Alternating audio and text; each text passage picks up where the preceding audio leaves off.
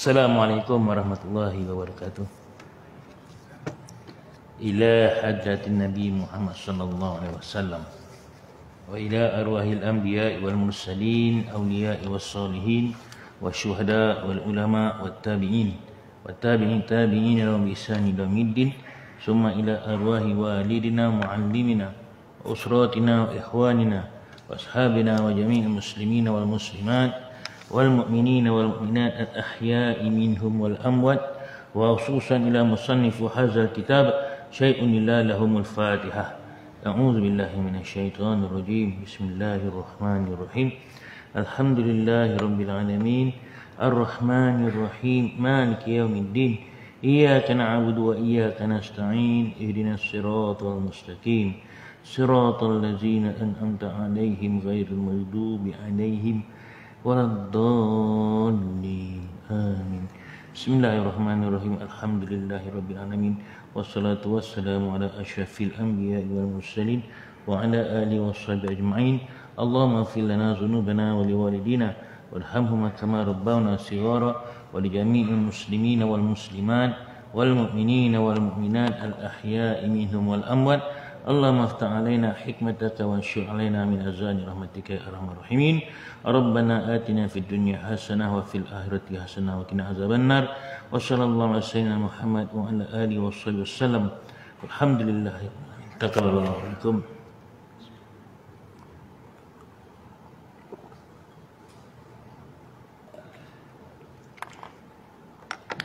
Bismillahirrahmanirrahim. Alhamdulillahirabbil alamin. Nahmaduhu wa nasta'inuhu wa nastaghfiruh wa na'udzu billahi min syururi anfusina wa min sayyiati a'malina. May yahdihillahu fala mudilla lahu wa may yudlil fala hadiya lahu. Asyhadu an la ilaha illallah wa asyhadu anna Muhammadan abduhu rasuluh. Subhanaka la ilma lana illa ma 'allamtana innaka antal alimul hakim. Rabbi shrah li sadri wa yassir li amri wa ahlul 'uqdatam min lisani yafqahu qawli. Amma ba'du. Yang dimuliakan Tuan Imam, Tuan Bilal, ibu-ibu, bapa-bapa serta sidang jemaah yang dirahmati Allah sekalian, alhamdulillah, pertama-tamanya dan selama-lamanya mari kita sama-sama memanjatkan setinggi-tinggi kesyukuran kepada Allah Subhanahu Wa Taala yang masih lagi memberi kita ruang dan peluang untuk sama-sama kita menambahkan ketaatan kita kepada Allah. Dan alhamdulillah pada malam ini malam 2 Zulkaidah malam 2 Zulkaidah, tapi dengan kata masih ada lagi orang yang buat open house. Tak apalah, nak buat open house tiap-tiap bulan pun silakan, duit awak bukan duit kita dah, kita tahu datang makan je. Nak buat tiap-tiap hari kalau mampu pun silakan, tak ada masalah kat situ. Cuma niatnya nak jamu orang tu pun pahala. Dari kita jamu orang, bagi makan, lepas tu kita hadiahkan pada arwah ibu dan ayah kita, insya-Allah sampai. Jadi pada malam ini saya ingin mengajak tuan-tuan, puan-puan, ibu-ibu apa semua untuk sama-sama menghayati sepotong hadis yang mana bunyinya, An Abi Abdurrahman Abdullah bin Umar bin Ibn Khattab radhiyallahu anhuma qala sami'tu Rasulullah sallallahu alaihi wasallam yaqul bunyal islamu ala khams syahadatu an la ilaha illallah wa anna muhammadar rasulullah wa iqamis shalah wa ita'iz zakat wa hajjul bait wa shaum ramadan. Rawahul Bukhari wa Muslim. Dari Abu Abdurrahman Abdullah bin Umar radhiyallahu anhuma katanya, aku dengar Rasulullah SAW bersabda, didirikan Islam itu atas 5 rukun syahadah, ini pengakuan bahawa tiada Tuhan melainkan Allah dan bahawasanya Muhammad Rasulullah, dan mendirikan solat dan mengeluarkan zakat dan mengerjakan haji di Baitullah dan puasa di bulan Ramadan. Diriwayatkan oleh Bukhari dan Muslim. Dah pernah sentuh hadis ni belum? Kalau pernah kita pindah hadis lain. Baik, insya-Allah hadis ini diriwayatkan oleh Bukhari dan Muslim dari Ibnu Umar, iaitu Abdurrahman Abdullah bin Umar bin Khattab. Beliau seibu dengan Hafsah, iaitu Zainab binti Maz'un, saudara perempuan dari Uthman bin Maz'un. Ibnu Umar memeluk Islam di Mekah bersama ayahnya sewaktu beliau masih kecil. Setelah itu berhijrah ke Madinah bersama ayahnya. Nak ceritakan siapa itu Ibnu Umar ni sebenarnya, anak Saidina Umar, anak Saidina Umar. Dia telah meriwayatkan sebanyak 1630 hadis, bukan calang-calang, bukan sikit-sikit. Kita ni diminta baca ni je, himpunan hadis 40. Hadis yang telah dipilih dipanggil Matan Nawawi. Bukan 40 hadis. 40 hadis itu karangan Jabatan Agama. Sebab itu dia ada jilid 1, jilid 2, jilid 3. Maksudnya dalam kitab tu ada 40 hadis. Tapi ini dikatakan hadis di antara puluhan ribu hadis-hadis Rasulullah SAW, dihimpunkan 40 yang terbaik. Inilah dia. Yang ini pun kita nak ngapal pun terkial-kial. Quran pun tak habis hafal. Kita nak cerita ni. Jadi paling tidak kalau tak hafal pun bacalah. Buku ni sebenarnya buku masa saya sekolah Darjah Has. Tak tahu Darjah Has pakai lagi ke tidak buku ni. Budak-budak sekarang ni kadang-kadang baru-baru ni bual dengan budak Darjah Has. Pelik Darjah Has tak reti baca Jawi, tapi lepas Darjah Has. Tanya dia punya standard Jawi tu macam budak Darjah 2, Darjah 3 je. Macam mana boleh lepas Darjah Has? Sudahnya Allah wallahu tak tahu ni cakap. Baik. Hadis ini menceritakan tentang asas-asas Islam. Bunyal Islamu ala khams. Islam itu didirikan atas 5 perkara yang sebenarnya kita sebut rukun. Apakah yang dikatakan rukun? Rukun ini sesuatu yang wajib ada. Tidak dapat, tidak mesti ada. Itulah yang dikatakan rukun. Seperti mana rukun sembahyang. Ada kata 13, ada kata 17. Mana datang 17 dipisahkan rukuk, lepas tu tamak ninah. Kita selalu ajar anak kita rukuk, iktidal, sujud, serta tamak ninah tu kita tak ajar. Sedangkan itu antara syarat sah juga dalam rukun sembahyang. Berhenti seketika walau sekadar subhanallah. Budak-budak ramai tak tahu. Bila kita tanya Darjah Has pun tamak ninah ni apa? 10 orang kita tanya, 6 orang tak tahu. Nak cakap macam mana? Sebab kita ngapal begitu. Tapi sebab itu ada yang katakan rukun Islam ni 17. Dia kata rukuk 1, tamak ninah 1, iktidal 1, tamak ninah lagi 1. Dia pisahkan. Itu yang datang 17. Walhasil 13 ke 17 ke dua-dua betul. Rukun ni maksudnya sesuatu yang tidak boleh ditinggalkan. Tak boleh tinggal. Kalau tinggal tak cukup syarat.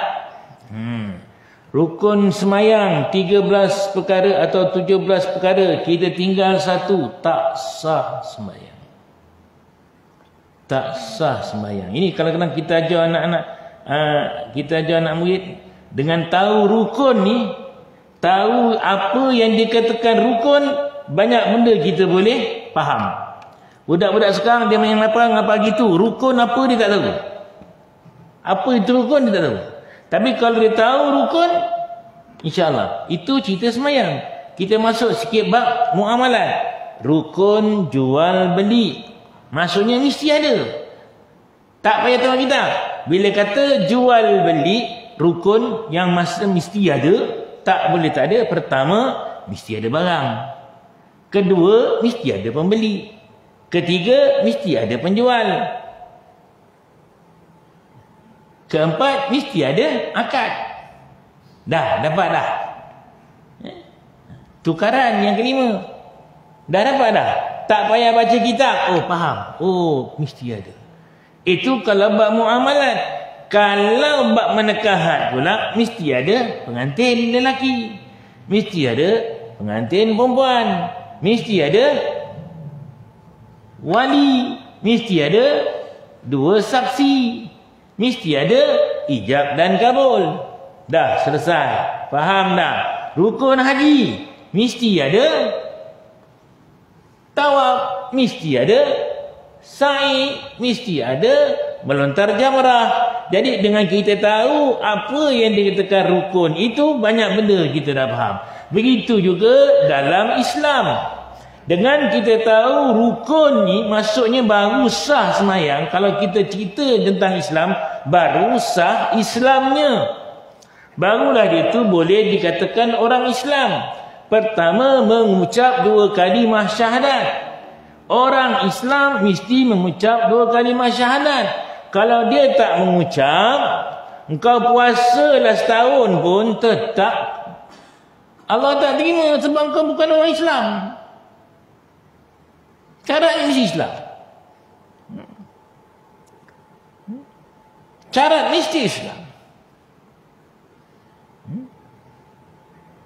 Jangan tertipu, jangan terpedaya, jangan mudah goyak bila orang kata, wah Islam ni bagus. Yang cakap tu bukan orang Islam. Islam ni bagus gitu. Tanya dia balik, kalau kau dah tahu Islam bagus, kenapa kau tak nak masuk Islam? Atau kau sekadar cakap-cakap Islam ini bagus bila mana Islam ikut kehendak kau. Bila Islam tak ikut kehendak kau, kau kata tak bagus. Kau kata fanatik, kau kata ekstremis. Itu dia. Pakailah baju kurung macam mana, pakailah tudung macam mana, cantik macam mana pun, bila dia tidak mengucap, tandanya dia bukan Islam, Allah tak pandang. Itu yang pertama. Yang kedua, sembahyang 5 waktu.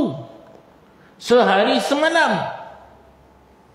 Banyak orang tak jaga ni. Terutama, minta maaf cakap, orang-orang muda, orang tua pun ada.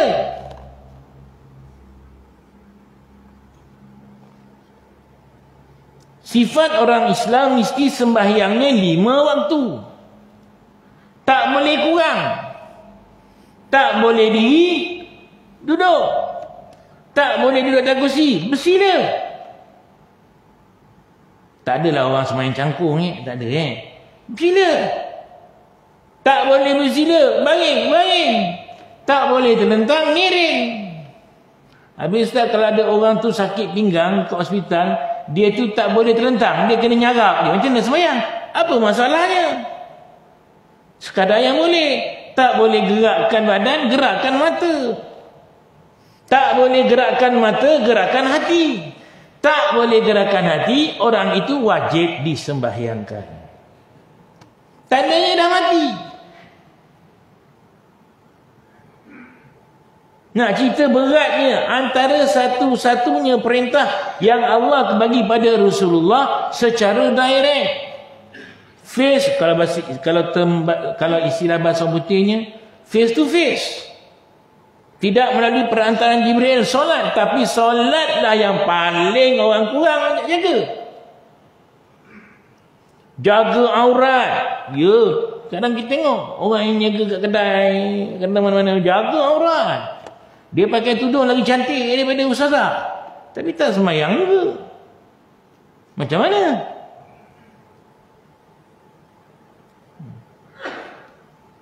Biarlah kita ni apa pun, biarlah kita ni perompak besar pun, semayang jaga. Biarlah kita ni kaki judi, kaki nombor ekor, semayang jaga. InsyaAllah kita akan jadi baik. Tapi kalau kita punya baik manusia, tapi tak semayang, satu kebaikan pun Allah tak pandang. Bahayanya buat semayang. Pada kita kalau kerja ada anak-anak kat rumah, jangan kesiankan budak tu. Pernah kadang-kadang orang tanya, kenapa kau tak gerak anak kau semayang subuh? Alah, kesian budak tu. Malam tadi dengan saudara-saudara tidurnya lambat, tak sadar hati nak gerak. Semayang ni, tak semayang ni ibarat macam kita ginilah. Kalau kita rumah terbakar lah, anak kita bangun, kejut-kejut tak bangun, kejut-kejut tak bangun, apa kita buat?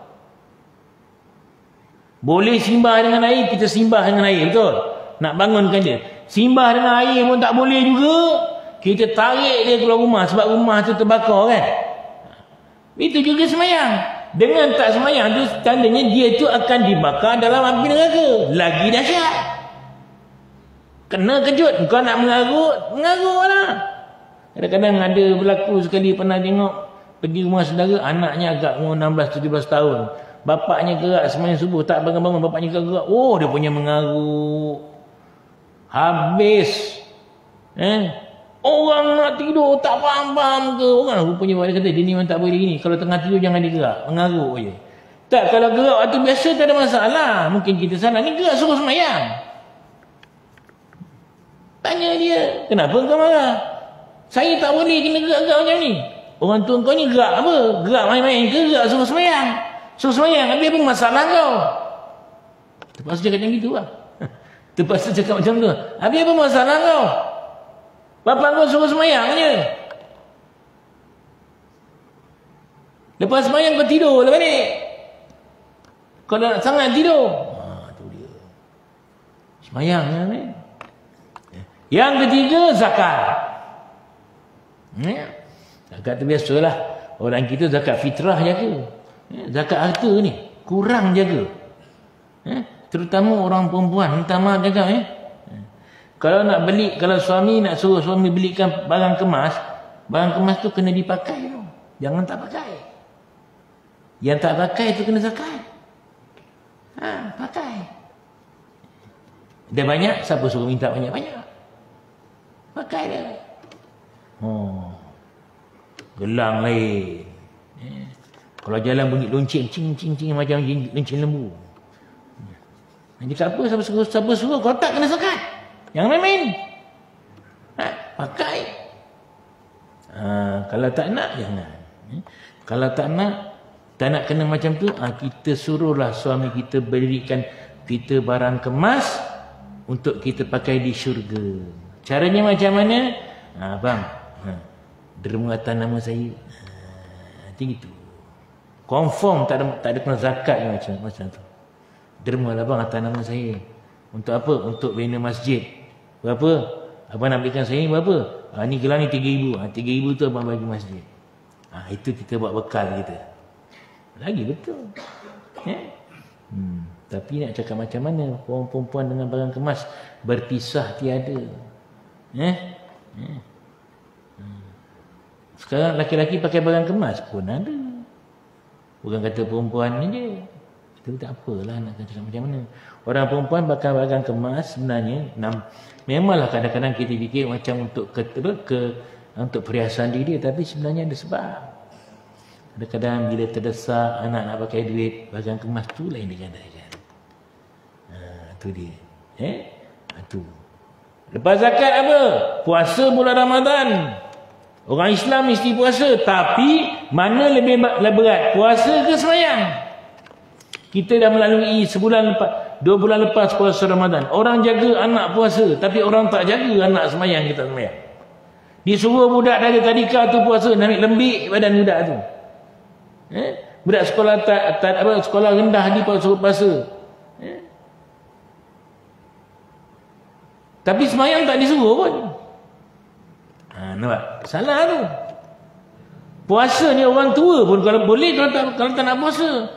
Syaratnya nyuruh-nyuruh lah. Nyuruh-nyuruh lah. Penat kan? Nak buat sambutan, nak buat bubur lambuk, buat kena hari tu badan tak sihat, penat. Nak minum haus sangat. Kalau tak minum, ni tekak dah kering ni. Apa ni, air liur dah putih-putih kat sini. Tandanya dah tak ada air dalam badan. Apa nak buat? Kena pula ada kencing manis. Pelur dah sejuk keluar, hypo. Apa nak buat? Makan, tapi janganlah makan depan orang. Nyuruk-nyuruk dia. Boleh tak? Boleh. Habis kena ganti? Kena. Kalau tak ganti, kena bayar fidyah. Sampai bila? Selagi kau hidup. Habis kalau tak sempat bayar fidyah, itu antara kau dengan Tuhan. Selagi kau tak cerita dengan orang, itu antara kau dengan Tuhan. Tapi semayang boleh? Penat-penat tak semayang dulu lah. Esok je lah semayang. Boleh? Tak boleh. Yang mana? Menunaikan haji. Kalau dalam satu hadis lain, man istata'a ilaihi sabila, bagi orang yang mampu untuk sampai kepadanya. Sekarang ni nampaknya macam ramai tak mampu ni. Syaratnya dah ketat katanya.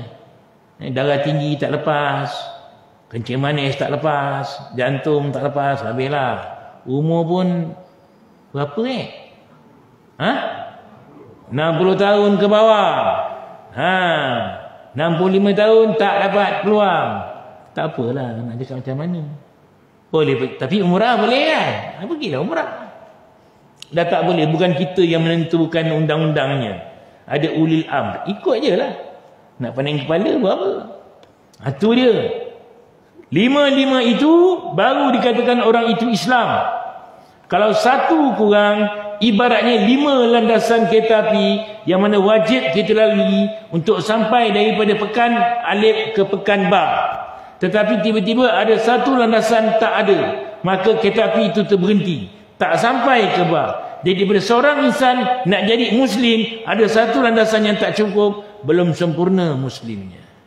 Sebab apa? Kenapa diletakkan yang kedua sembahyang? Berbeza macam puasa dan haji.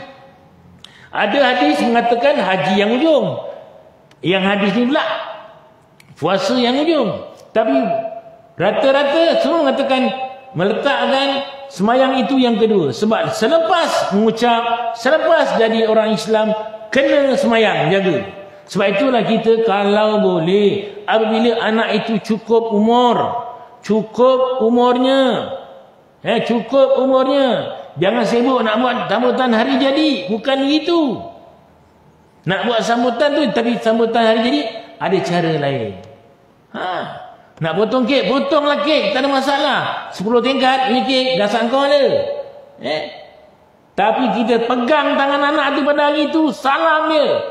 Ahmad, Mina, hari ni umur kau dah cukup 12 tahun. Kalau cukup 12 tahun lah. Abah nak pesan, ketika ini segala yang halal, segala yang haram telah tertanggung di pundak kau. Segala yang wajib semua kau kena buat. Abah dah lepas tangan, abah dengan mak dah bagi kau ilmu agama, kau kena jaga sendiri. Mulai dari saat ini. Tu dia. Keras tu. Nak ingatkan anak. Macam orang kata nak ijazahkan ilmu. Itu kalau umur 12 tahun. Sebelum tu tak ada benda lagi. Naik umur 13 tahun. Hai Mail, hari ni cukup setahun kau dah menanggung segala kewajipan. Kita tak tahu berapa yang Allah tentukan umur kau. 13 tahun ke, 14 tahun ke, 24 tahun ke, 44, kita tak tahu. Ayah harap sepanjang tahun ini ke depan, hingga tahun depan, kau jagalah segala yang wajib, kau tinggalkan segala yang haram, kau makan segala yang halal. Tu dia tangkap tuan-tuan. Bukan sekadar happy birthday to you. Panggil ustaz bacakan doa ustaz. Ya Allah, berkatilah ini. Hidupkanlah jalan iman, matikan. Tapi lepas ustaz baca doa, happy birthday to you. Macam mana? Orang putih kalau buat apa-apa, orang kafir kalau buat, mesti ada falsafah dia. Kenapa dia letak kek tu dengan lilin? Kenapa kek tu mesti bulat? Tapi sekarang dah ada 4 segi dan 3 segi kan? Kenapa mesti ada lilin? Lilin itu cahaya Islam. Kita tiup, kita padamkan cahaya Islam. Habis tak boleh lah ustaz, tak payahlah buat. Tapi saya bukan niat macam tu. Bukan pun, bebek jangan buat cara lain. Makan aja lah kek tu, apa masalahnya? Nak beli lilin. Lilin tu simpan kalau rumah blackout.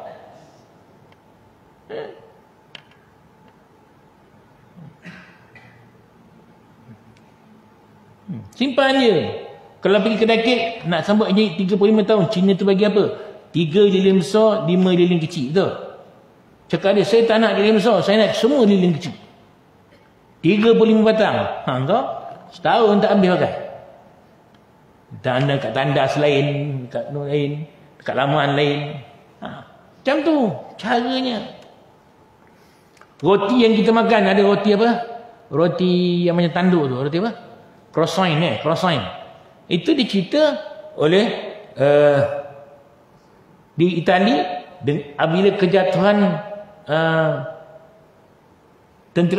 kemenangan tentera salib atas kerajaan Islam, maka dia buat tu. Lamakan macam bulan salib. Maka dikatakan, ibarat kata dia orang makan Islam. Islam tu dimusnahkan. Kita main belasah je.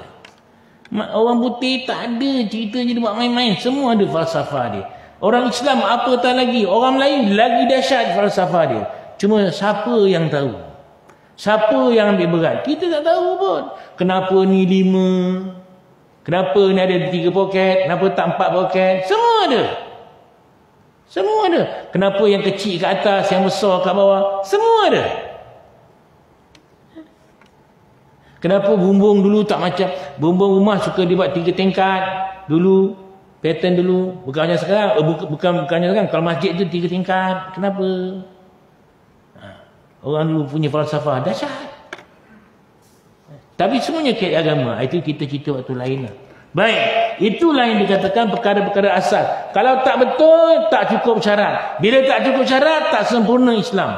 Malah kalau setengah-setengah ulama yang keras, dia kata orang kalau tak semayang, tak cukup semayang, kafir. Dia tak cerita banyak. Sebab orang Islam semayang 5 kali. Kurang tak boleh, lebih memang tak ada lah. Dia cakap itu je. Tak semayang, kafir. Yang amin.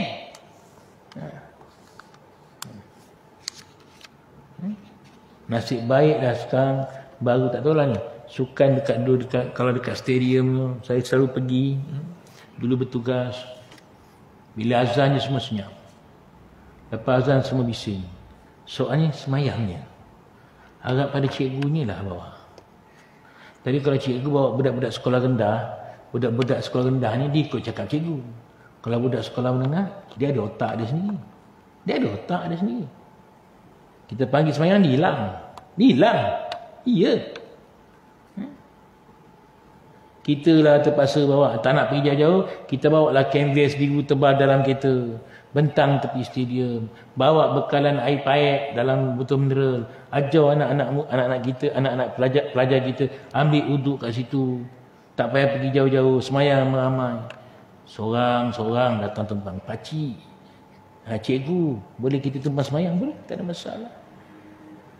Tapi yang besar-besar ni, yang masalah ni yang besar-besar. Cuba tengok dekat masjid hari Jumaat. Yang bising bukan budak-budak, yang besar-besar. Yang besar-besar penat Pak Imam panggil. Bila cakap, hendaklah kamu berhenti daripada berkata-kata apabila khatib sedang berkhutbah, kerana tujuan hadis yang diriwayatkan oleh Abu Hurairah radhiyallahu an yang bermaksud tak kisah pun. Budak-budak sekarang kalau cakap terang-terang, cakap macam itu, tak datang dia. Tak datang. Dia akan cakap macam mana? Woi, kau nak semayang ke nak main? Nak buat? Kau nak buat ke balik? Itu je ajar dia. Fahamlah dia. Nak semayang duduk sini. Itu dia. Kadang-kadang orang tua pun tak mahu. Budak-budak jangan bising. Budak-budak kita jangan kisah. Budak darjah 1, budak tadika, budak kecil nak menangis, nak berlari depan Pak Imam. Pak Imam semayang kat depan, dia semayang depan Pak Imam lagi. Ya kan? Itu budak-budak. Itu budak-budak. Ini budak yang dah 10 tahun, 11 tahun, 12 tahun ke atas. Yang ini kita nak jaga. Yang ini jangan dibiarkan. Tarik semayang sebelah kita. Bapaknya. Jangan dilepaskan budak tu. Ini kalau lepas, dahsyat dia boleh hilang entah ke mana. Itu dia. Macam mana? Macam mana? Sebab tu Pak Imam ni, dia kalau boleh, kalau semayang jemaah, terutama semayang Jumaat lah. Depan nak semayang kan, dia ke depan, dia nak depan tu kan. Luruskan saf, rapatkan barisan. Bukan sekadar cakap. Dia kena pusing ke belakang. Tengok. Luruskan saf, rapatkan barisan. Tu penuhkan tu, depan. Kena jaga itu. Bukan terus cakap, terus semayang tak. Dia kena buat macam tu. Dekat luar tu dah masuk belum? Dia kena cakap. Rasulullah nak betul kata lama tu. Kalau dulu, kalau zaman Rasulullah tu, dia semayang seorang pegang pedang sana, seorang pegang pedang sini. Dulu gitu. Sama tak? Nak samakan saf. Kosong janganlah, memang tak ada kosong lah. Kita kena macam tu. Dah tak ada dah zaman-zaman sekarang ni, budak-budak sekarang ni hendaklah luruskan saf, rapatkan barisan. Sungguhnya saf yang lurus itu sebahagian daripada kesempurnaan solat. Tak masuk di kepala dia. Zaman-zaman gadget ni budak tak masuk. Zaman-zaman gadget budak nak cakap bagi terus.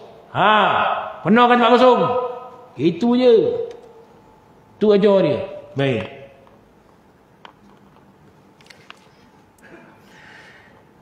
Sendi ni tuan-tuan, Bunyal Islamu ala khamsin, didirikan Islam atas 5 perkara. Maksudnya sendi agama itu, itulah Islam.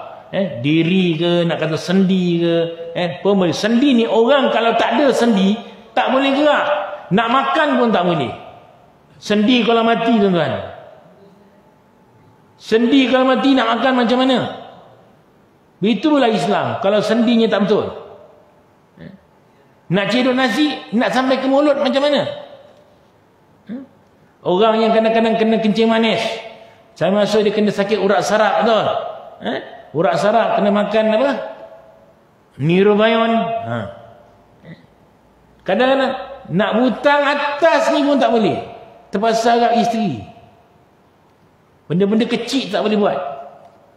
Ni semua sendi ni. Kalau dah keras macam mana nak buat kerja? Itulah kalau kita agama kita, sendi agama tak dijaga dengan betul, macam mana kita nak hidup beragama? Macam mana kita nak hidup beragama? Ini yang kita kena terangkan pada anak. Ni kalau ustaz-ustaz nak terangkan, kena terang macam ni. Tak boleh terang main-main sekarang. Tak boleh, tak datang dia. Budak-budak ni dia tak tahu rukun semayang, tak apa. Yang penting dia semayang. Dia tak tahu kauli, kolbi, fi'li, tak apa. Dia tak tahu qasad, ta'rik, ta'yin, tak apa. Dia tak tahu, tak apa. Yang penting dia semayang. Nanti semayang tu sikit dia akan belajar. Itu cinta semayang. Baik. Pada hadis tersebut Rasulullah ada menerangkan sendi agama iaitu Islam. Didirikan atas 5 sendi yang menjadi sebahagian rukunnya yang amat penting. 5 sendi itu dikenal sebagai rukun Islam yang masuk kepada bahagian fardu ain yang diwajibkan atas tiap-tiap orang Islam mengerjakannya menurut ketentuan hukum. Selain yang 5 ini ada lagi perkara-perkara yang lain yang menjadi bahagian atau cabang daripadanya. Islam kalau hanya cerita sekadar 5 itu sahaja, Quran tak tebal macam ni. Quran tak tebal macam ni. Cukuplah dapat semayang, dapat apa, cukuplah. Quran takkan tebal macam tu. 1 juz pun tak ada. Kalau ceritanya tentang mengucap, semayang, puasa, zakat, haji, selai cukup. Tapi Islam itu luas, banyak benda. Itu tu adalah orang kata syarat. Syarat nak masuk you kan kena begini. Syarat.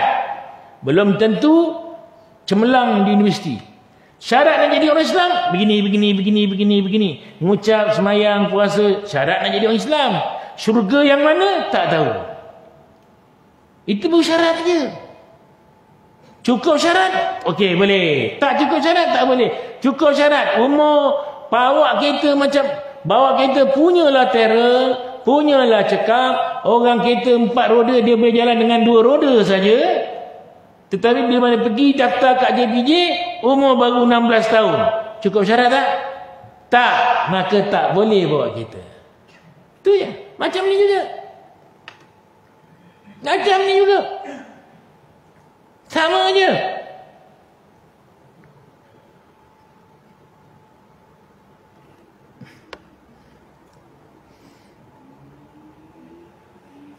Macam bangunan masjid ni. Yang sunat-sunat tu cerita lain. Masjid ni cukup syarat tak nama jadi masjid? Ada tiang, ada bumbung. Luas. Cukup syarat tak? Cukup. Dah cukup syarat lah. Tak ada dinding tak apa? Tak apa. Tak ada aircon tak apa? Tak apa. Cukup lah. Tempat orang semayang. Yang ini semua yang sunat-sunat. Ini dia. Hati-hati. Kadang-kadang sunat ni baguslah. Tapi kalau keterlaluan sangat, sudahnya datang haram pula. Tak boleh. Nak kena ingat juga. Itu kita kena ingat. Sebab itu, Itu baru sekadar sendi saja. Macam mana nak kuatkan otot. Kita ada, orang manusia ni dia ada sendi. Ada otot, ada tisu, ada daging, ada kulit, ada darah. Semua ada. Ada air. Itu semua. Sendi ni baru satu aspek. Itu Islam. Itu Islam. Itu Islam.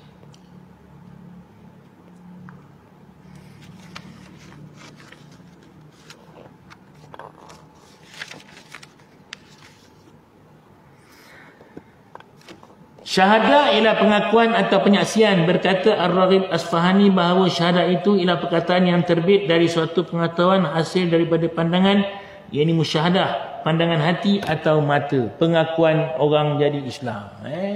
Sebab itu ada, tidak semestinya asyhadu an la ilaha illallah wa asyhadu anna Muhammadar Rasulullah. Tidak semestinya begitu. Sebab itu ada saya pernah tengok satu video tentang satu pendakwa Islam yang berbangsa Afrika Selatan. Ada satu puak di Amerika Selatan, bahagian Amazon. Dia hidup cara orang cara dia lah. Tapi bila tanya, Tuhan ada berapa? Tuhan mestilah satu. Yang mana Tuhan kau? Ini ke pokok? Bukan. Tuhan ni yang jadikan pokok. Yang jadikan binatang. Dia tak boleh banyak. Dia mesti satu. Kalau banyak dia berlaga. Betul tak? Islam tu. Itu dah separuh Islam tu. Cuma dia tak cakap Muhammad Rasulullah tu, dia tak cakap. Dia cuma mengakui bahawa ada Tuhan satu. Nama dia tak tahu, tapi Tuhan itu satu. Tak boleh ada dua. Dan sebahagian daripada syahadah. Itu kita kena faham. Cuma kita kena sebut Muhammad. Kalau sekarang sebut asyhadu an la ilaha illallah wa anna Yusufa Rasulullah, boleh? Tak boleh. Itu dulu boleh, zaman Nabi Allah Yusuf. Tapi zaman Nabi Muhammad, wa anna Muhammadar Rasulullah wa Yusufu Rasulullah. Wa Isa Rasulullah. Muhammad itu pesuruh Allah, Isa itu Nabi Muhammad tu kena disebut dahulu. Itu dah cukup.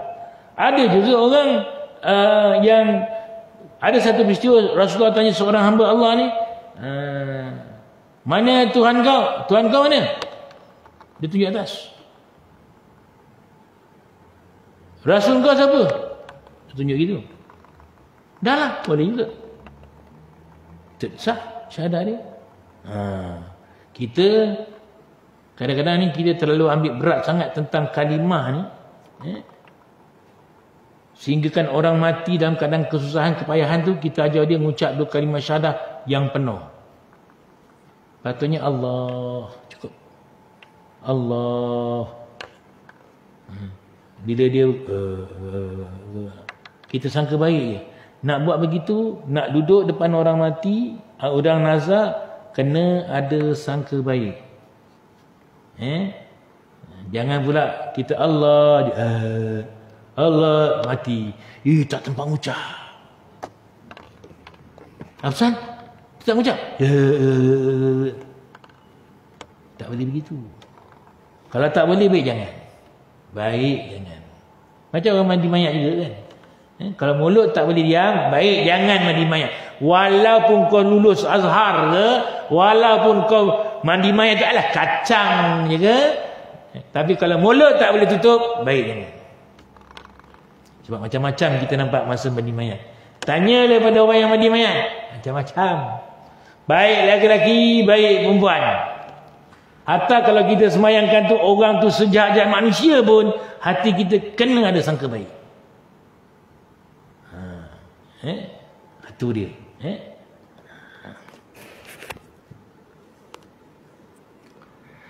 Kalau kita perhatikan rukun Islam 5 ni, kita perhatikan betul-betul. Betapa dalam Islam ni hablum minallah wa hablum minan nas. Dia ada hubungan dengan Allah jaga, hubungan dengan manusia jaga, percaya pada benda gaib pun ada. Terkandung dalam rukun Islam. Pertama, mengucap dua kalimah syahadat itu adalah pengakuan kita dengan Allah. Begitu juga dengan Rasulullah. Kemudian semayang 5 waktu itu ibadah amal, ibadah amali, pergerakan. Dan puasa bulan Ramadan, itu 2 dah pergerakan. Yang ketiga, harta. Apa dia? Mengeluarkan zakat, pergi haji, memerlukan pengorbanan harta. Korban harta kat situ. Menunaikan zakat, kita korbankan harta. Menunaikan haji pun kena korban harta. Bukan sikit-sikit duit nak kena pakai. Puluh ribu. Nak tunjukkan Islam ni, dunia akhirat semua saing. Semua sama. Tidak ada akhirat tanpa dunia.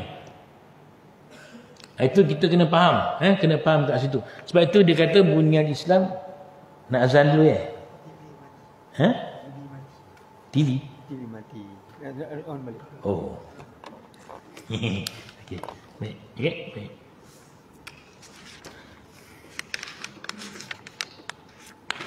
Hadis ini mengandungi beberapa petunjuk, di antaranya ialah 1. Menunjukkan bahawa agama Islam mempunyai 5 rukun. Rukun yang pertama, itu dia. Semua tahu. Agama Islam itu 5 rukun. Semua orang tahu.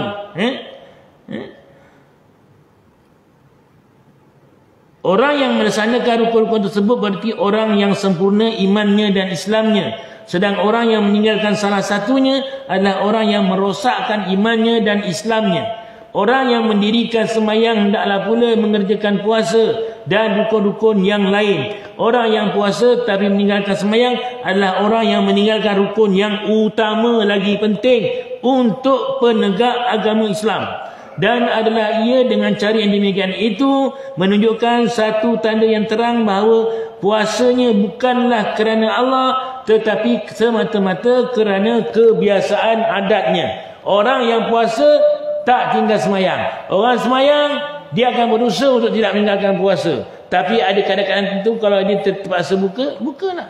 Sebab itulah kalau orang kata saya puasa orang bukan Islam puasa, silakan, tak ada masalah. Kau nak puasa, puasalah. Cuma ada beza tuan-tuan. Puasa sunat dengan puasa wajib ni ada beza. Puasa sunat biasa kita buat Isnin Khamis kan. Puasa sunat tu Rajab, puasa sunat 13, 14, 15, puasa mutih istilahnya. Itu puasa yang sifatnya menguatkan badan. Tapi kalau puasa bulan Ramadan ni ialah puasa yang melemahkan hawa nafsu. Tujuannya kita kena lawan hawa nafsu, maksud dia. Berapa ramai orang yang puasa Ramadan ni dia lawan, pada waktu buka habis. Kalah dia, habis. Berlebih-lebihan dalam berbuka puasa, penyediaan makanan. Sedangkan kita tahu falsafah puasa itu apa? Antara falsafah puasa apa dia? Nak merasakan kepedihan dan kesengsaraan fakir miskin. Betul?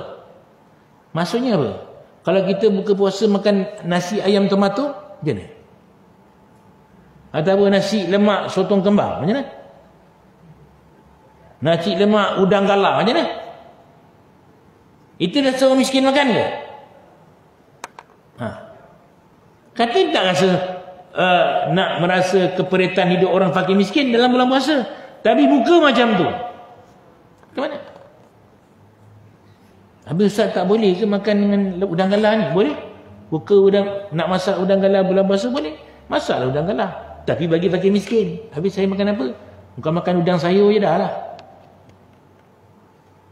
Buat rasa je kan. Sebulan je. 11 bulan lagi kau lantak lah udang besar mana kau nak makan pun.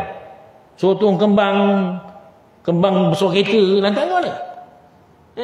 Cuma bulan puasa tak kita lebihkan fakir miskin. Berapa ramai yang buat? Saya tak kata tuan-tuan lah. Kita cerita berapa ramai yang buat. Siapa yang buka puasa nasi, ikan goreng, lauk bening sama belacan, itu dah sedap ni. Nasi, lauk bening, ikan goreng sama belacan, sedap tu. Siapa yang nak rasa betul makan nasi dengan garam tu? Ada? Kita nak rasa orang susah. Tapi di kat Malaysia ni alhamdulillah bukan tak ada orang susah, tapi taklah sesusah-susah macam tempat lain. Negara lain memang tak ada apa nak makan. Kita kat sini kalau boleh lah, kalau boleh jangan sampai ada orang tak makan lah. Kalau boleh. Berdosa kita Kalau soal orang tu usaha ke tidak, itu antara dia dengan Tuhan. Kita tolong dia bukan sebab dia, kita tolong dia sebab anak-anak dan isteri dia. Itu kita kena faham. Itu dia. Itu dia. Yang kedua, bahawa hadis ini diterangkan perkara syahadah.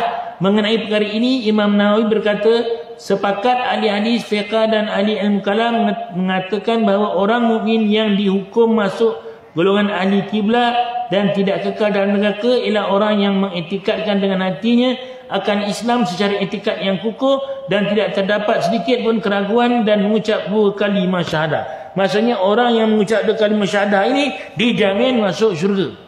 Tapi sebelum masuk tu faham-faham lah. Kena tapis lalu, kena cucikan lalu.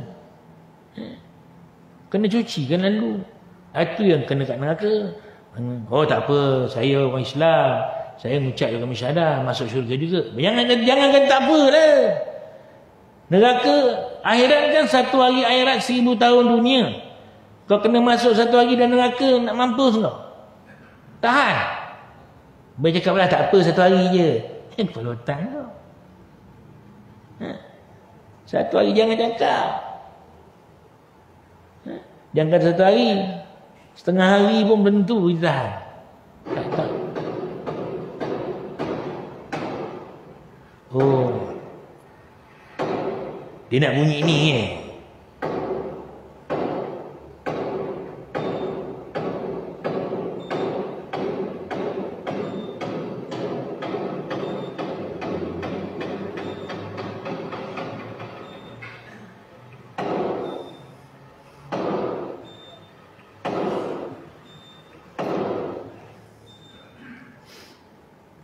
Kita berhenti sekejap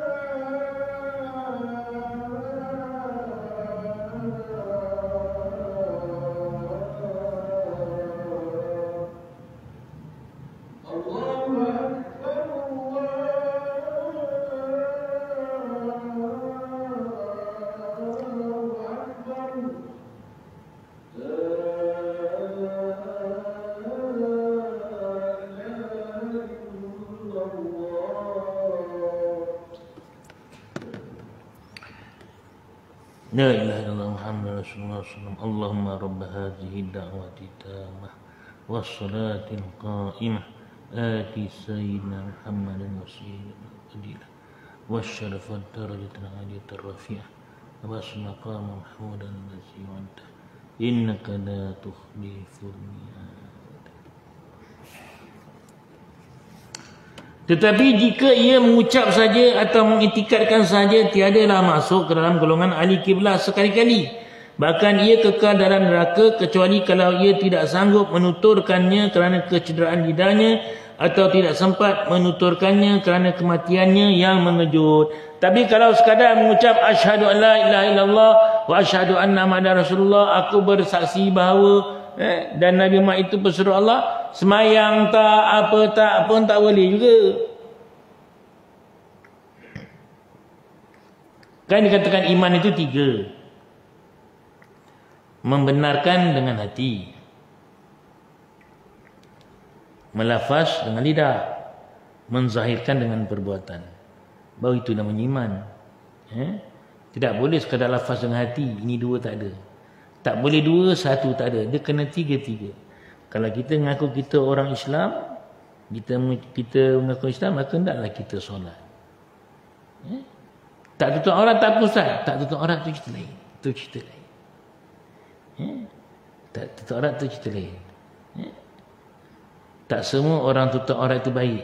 Betul. Tak semua orang Islam yang tutup aurat itu orang yang baik. Betul? Tak ada masalah. Tetapi orang Islam yang baik itu, dia mesti menutup aurat.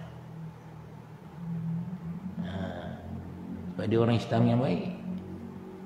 Sebab menutup aurat itu arahan. Zaman-zaman sekarang ni pelik kita tengok. Orang bila mana dah terkenal, dah jadi idola, kadang-kadang bila ditegur tak boleh kena tegur. Orang kata kau punya tudung macam rahib perempuan, tak terima.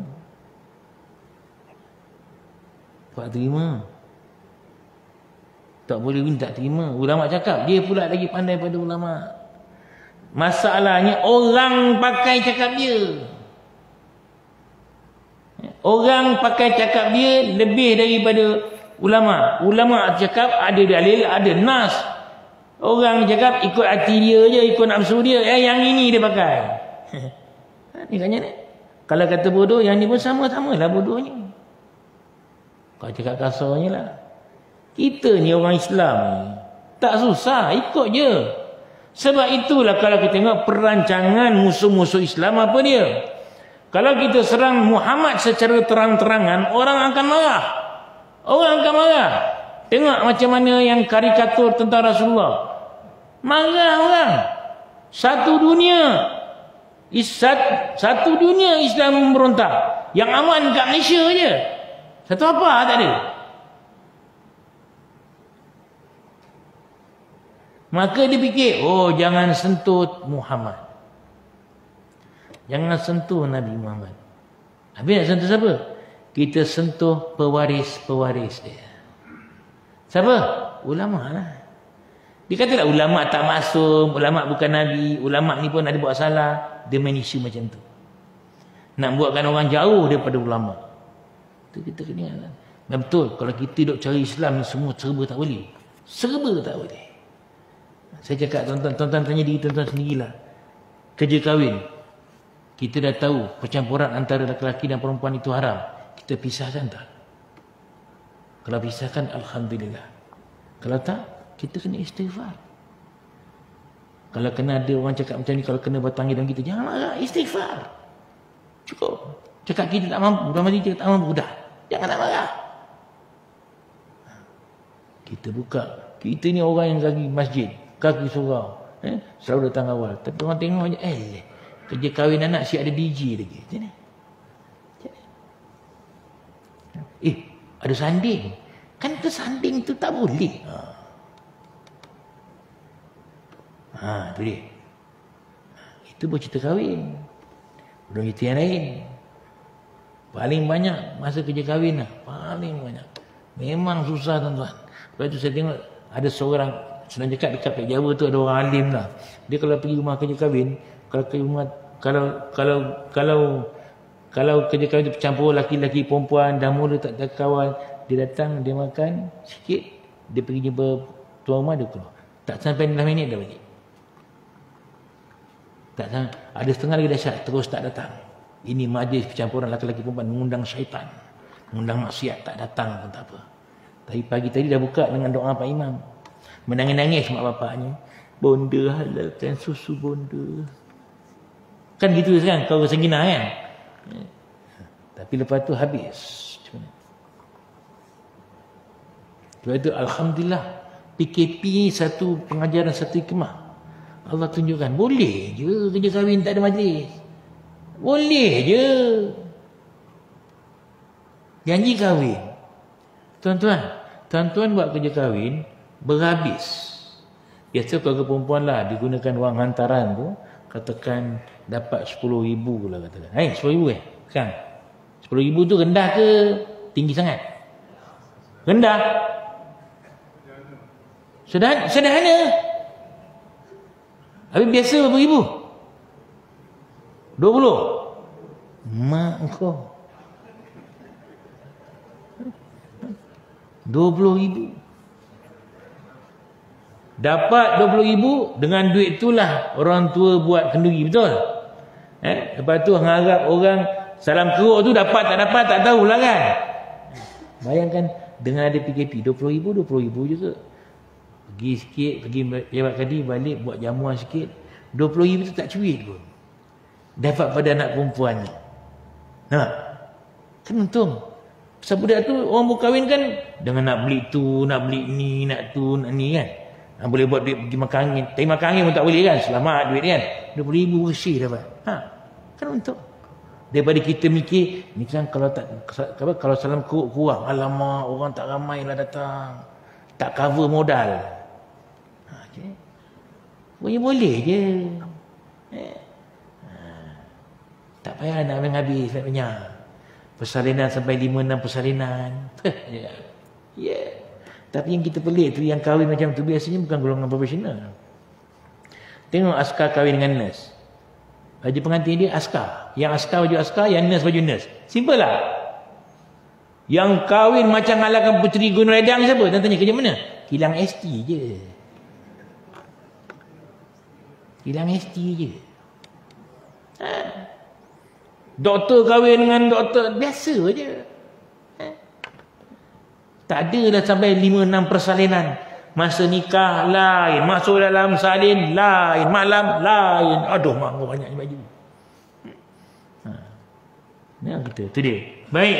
Jika seorang telah menutur 2 kalimah syahadat, tidaklah disyaratkan ia menegaskan bahawa ia sudah melepaskan diri daripada segala yang menyalahi Islam. Dia tak bercakap, aku boleh lepas, tak payah. Cukup dia dengan mengucap 2 kalimah syahadat dah. Yang lepas itu lepas. Kalau sebelum ni dia kamu budak, dia minum arak, dia makan babi semua, tu dah lepas dah. Dah lepas dah. Tak ada masalah. Tak payah nak cerita. Seterusnya Imam Nawawi berkata lagi bahawa apabila seorang menyebut 2 kalimah syahadat itu bukan dengan bahasa Arab, iaitu diucap terjemahannya saja, maka jadilah ia seorang Islam yang benar menurut pendapat ulama yang muktabar yang dapat dipercayai. Walaupun tak boleh nyebut bahasa Arab. Ada setengah orang yang gitu, lidahnya keras. Asyhadu. Kena pula Pak Imam kampung ni, Allahu Akbar. Tak, sudah. Ash. Orang tu Aduh.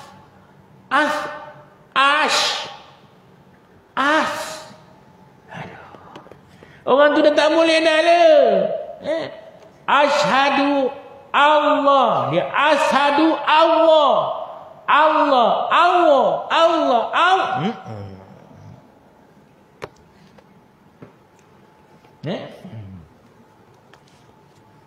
Ada tak orang macam tu? Ada. Bukan tak ada. Cukup, tak perlulah. Sudahnya cakap je lah. Kau cakap je lah. Apa? Bahasa kau. Payah no. Yang bisa je. I bear witness that there is no God other than Allah. And Muhammad is the prophet of Allah. The messenger of Allah. Itu dia. Bahasa Inggeris aku tahu dah. Bahasa Jawa tak kerti. Gusti. Tahu Gusti? Gusti Allah. Gusti Allah. Sebut bahasa dia. Tak boleh sign language. Jadi maksud sampai. Okey dah tu. Jadi tuan-tuan yang mati Allah sekalian, Itu tadi sedikit perkongsian hadis. Sebenarnya hadis yang ketiga daripada himpunan 40 hadis. Hadis yang ketiga. Tuan-tuan yang ada buku 40 hadis kat rumah tu, hadis 40 tu, bacalah. Tahu saya kalau dah jahaz mungkin ada kot. Boleh tengok. Tak apa, kita baca satu hari satu hadis jadi tuan-tuan. Baca je, tak hafal pun tak apa. Baca satu hari satu hadis. Macam kita, tapi kita baca. Jangan terus tak baca. Jangan terlalu sangat dengan Quran.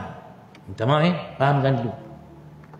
Pagi Quran, petang Quran, maghrib Quran. Bagus tak bagus? Tak bagus, bagus. Hadis kita tengok pun. Semua tu kena ada. Sirah, jangan terus tak baca. Kalau kita tak baca sirah, kita tak tahu ceritanya. Kenapa hadis? Dalam sirah tu, dalam hadis tu dia ada asbabul warud. Apa asbabul warud? Sebab dikeluarkan hadis. Dalam Quran ada asbabun nuzul. Baca Quran, terjemahan baca. Asbabun nuzul pun baca. Jadi barulah tahu. Sebab itu tak perlu nak sibuk sangat bulan puasa, sebulan nak khatam Quran. Tak payah. Tak disuruh pun. Yang disuruhnya baca Alhamdulillahirrabbilalamin Ar-Rahmanirrahim. Segala puji bagi Allah Tuhan seluruh sekian alam, yang maha murah lagi maha penyayang, Maliki Yaumiddin, pentadbir hari akhirat. Iyyaka na'budu, tahu makna dia, tahu ceritanya apa. Itu ini nak. Sebab itu jangan sekadar baca terjemahan. Jangan baca terjemahan sahaja. Modal lebih sikit, pergi kat Zaman Rusta ke Pustaka Husin ke, paling tidak tafsir Quran di radio. Karangan Ustaz Ahmad Son Haji. Dulu dah ada. Dulu buku yang kecil-kecil tu. Yang banyak 30. Sekarang dia dah bersoran. Dia dah rumi kan. Ataupun, kalau nak tafsir Fizrali Quran, terpulang. Itu kena ada guru. Baru sedar. Tapi kalau untuk saja dengar, baca, nak mahamkan untuk permulaan, tu dia tafsir Quran di radio. Baca, baru kita tahu cerita. Hadis pula, macam buku ni 40 hadis. Kalau hadis tu 40 je tak tebal macam ni. Dia ada ceritanya, ada perawinya, ada asbabul warud, kenapa hadis ni dikeluarkan, lepas tu pengajarannya. Barulah terus kita faham. Kadang-kadang kat situ ada selit sirah. Sirah pun kita kena baca. Sirah Nabi Muhammad, sirah sahabat, sirah tabi'in, kena baca. Jangan pagi petang kita kata aku nak baca Quran. Tak boleh. Tak boleh. Kurang kena. Kurang kena. Kita kalau tak tahu sirah, kita akan mudah dipermainkan oleh musuh-musuh Islam. Kalau kita tak tahu sirah. Sirah itu penting. Yang ini pelajaran kat sekolah agama yang paling anak-anak menyampah. Sirah. Ya. Saya tanya budak darjah 5, Muhammad bin Abdullah bin Abdul Muttalib. Setakat tu dia tahu. Lain tak tahu. Nama ibu Nabi Aminah. Aminah binti apa? Tak tahu. Dia tak minat sirah. Tak tahu kenapa. Kita jangan sampai tak minat sirah. Sirah dunia Islam, sirah tanah Melayu, sirah di kerajaan Johor. Tahu. Sekarang dah ada pula KIJ, Kesultanan Islam Johor kat sekolah agama. Alasak lah, saya tak tahu pula. Macam mana Johor ni ada hubungan dengan Daulah Osmaniyah. Jangan main-main. Jangan main-main. Siapa yang masuk sampai itu, sampai terputus hubungan, tanya dia British. Siapa bawa masuk British? Itu cerita panjang. Semua kita kena tahu. Suruh jadi pengajaran untuk kita, esok kita kena beringat. Tu kalau boleh. Sekarang alhamdulillah bahan-bahan banyak, bahan secara maya pun banyak. Tak aja. Kalau dah smart, kalau dah phone tu smart, yang ke atas ni pun kena smart. Kalau phone je smart, yang sini tak smart, tak boleh juga. Tak boleh juga. Phone smart, jenis Apple Sompi. Banyak-banyak Apple yang paling mahal Apple Sompi lah.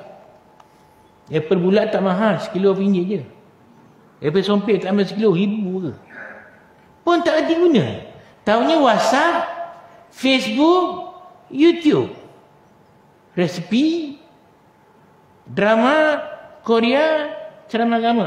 Kalau ceramah agama tu okey lagi lah. Yang kalau kena Ustaz Auni tu kan. Okey lagi lah.